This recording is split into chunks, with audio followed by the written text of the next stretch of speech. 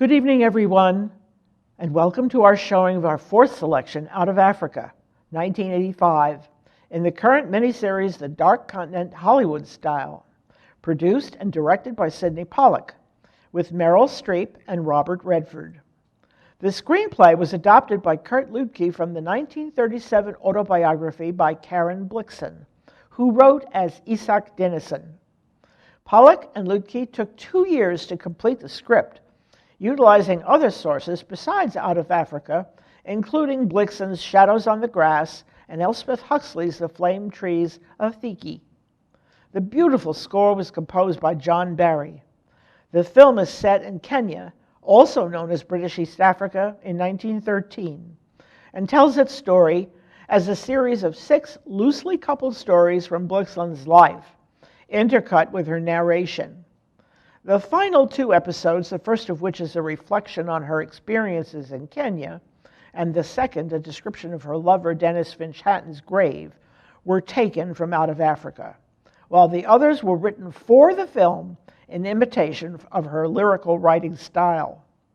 Although Finch Hatton was British, Pollack chose Redford to play him because he thought Redford had a charm that no British actor could bring to the role. Redford wanted to play the role with a British accent, but Pollack thought that would be too distracting and told him to play it in his own American accent. Meryl Streep wanted the role of Karen so badly that when told that Pollack did not think she had enough sex appeal to play the role, she showed up for her meeting with the director wearing a low-cut blouse and a push-up bra. The movie was filmed using descendants of several people in the book, including the grandson of Chief Kayanichu, who played his own grandfather. Out of Africa opened to wide commercial and critical success. It earned $227.5 million on an investment of $31 million. The film won 7 Oscars, including Best Picture and Best Director, Best Original Score, Best Screenplay based on material from another medium, Best Art Direction, and Best Sound. Roger Ebert gave Out of Africa 4 out of 4 stars and called it one of the great recent epic romances. And Vincent Canby of the New York Times called it a big, physically elaborate movie. Much of the movie was filmed in the Karen Langata area near the Ngong Hills outside of Nairobi, Kenya. At the time, Karen's farmhouse was part of a local nursing school, so filming took place in her first house in Bugani, which is now a dairy. The thick ivy was stripped from its walls, and a cookhouse and paved veranda the full length of the house were added. Her actual home in Bagathi is now the Karen Blixen Museum. A large amount of filming took place in the Scott House in a recreation of 1910s Nairobi, which the crew erected in an area of unoccupied land near the city. The Chiula Hills stood in for the less attractive Ngong Hills. Scenes depicting Government House were filmed at the Nairobi School, with the administration block providing a close replica of British colonial residences. The train sequences were filmed on an abandoned stretch of track 16 miles from Nairobi. Scenes set in Denmark were actually filmed in Hunstanton, Norfolk, England. Plot summary. This film, based on the true story of Karen Blixen's experiences running a coffee plantation in Africa, begins in 1913 in Denmark, where Blixen marries a friend solely to secure the title of Baroness. Together with her new husband, Baron Blixen, she moves to Africa to start a dairy farm. But her husband has other ideas, and the dairy cows rapidly morph into coffee trees. When the Baron develops a roving eye and is often away from the plantation, Karen is left to run the farm alone. Along comes a dashing American adventurer and game hunter, Dennis Finch Hatton, and the two of them fall deeply in love. This is a visually gorgeous film, set against the stunning landscape of Africa, the background of British imperialism, and the outbreak of World War I in Europe. Fun facts about the film. The hair washing scene was filmed while 2 wild hippos were bathing nearby in the water.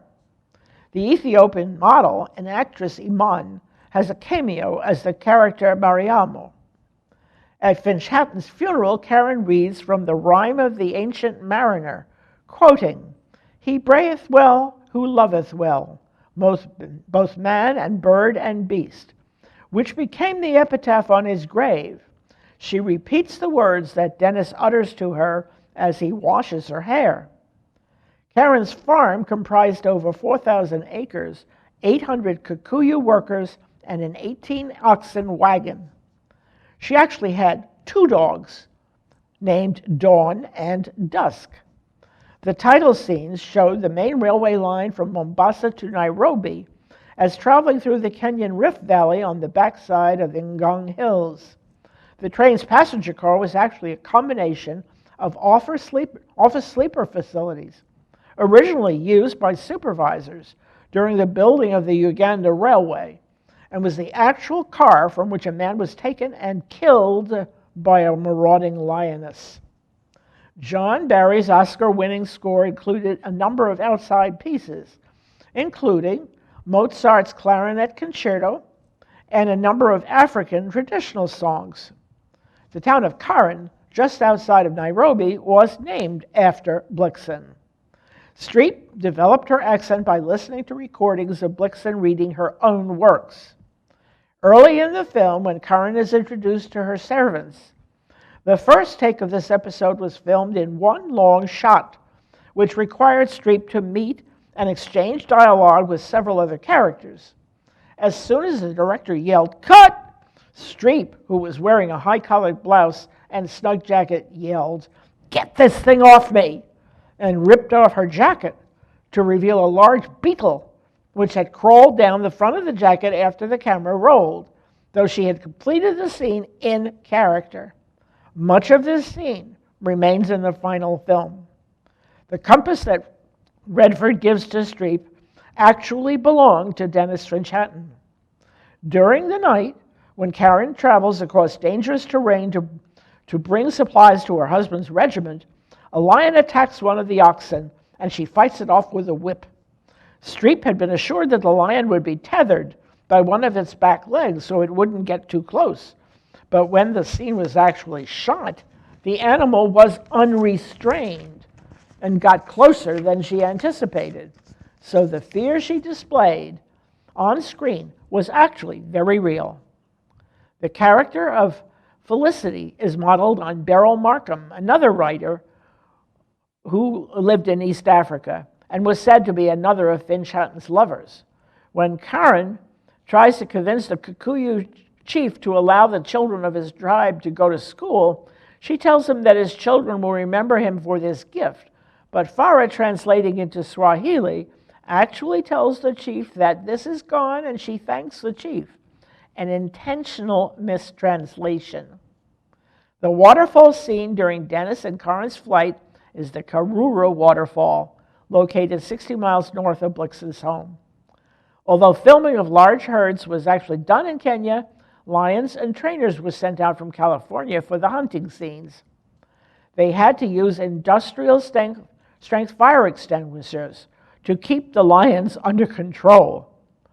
When the exhibition to Lake Natron encounters the Maasai party, some of the warriors are wearing real traditional headgear.